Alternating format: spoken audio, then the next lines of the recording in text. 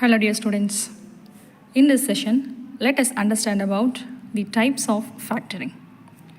So before getting into the types of factoring, where we need to understand what is factoring first.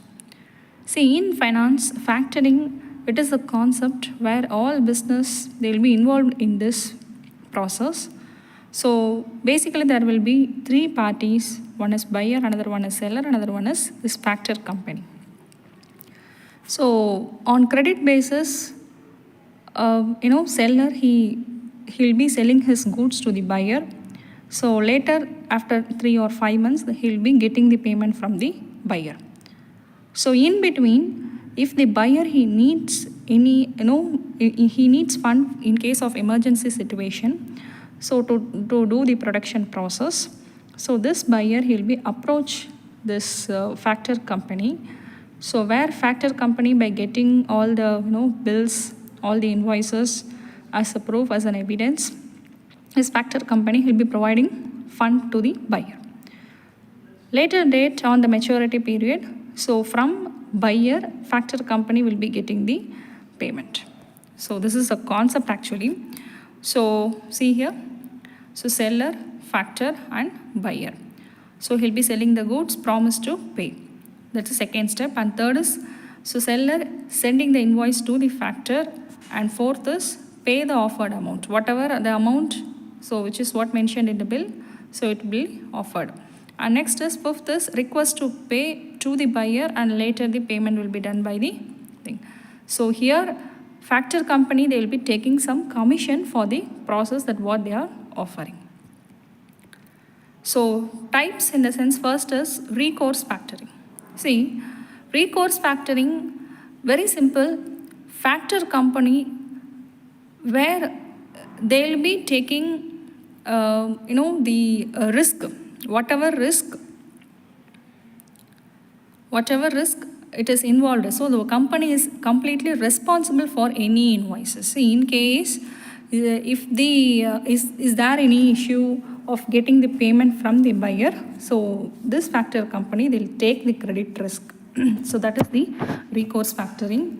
Whereas for non-recourse factoring is something that factor company, they don't want to take any risk into their heads.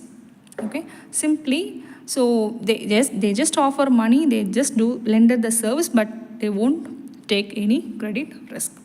Okay, so next is what?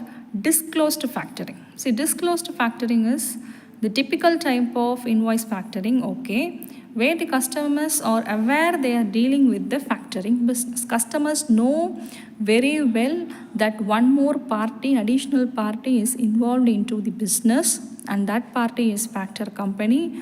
So because of this factor company, the entire, all the three parties are getting benefited. So all these information are clearly known by the customers.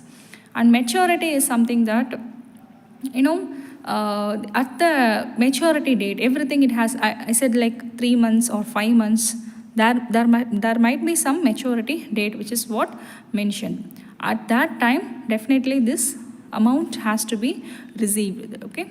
Next is export factoring. See, export factoring, usually it is also called as international factoring, where all the transactions, it is what happened in cross border.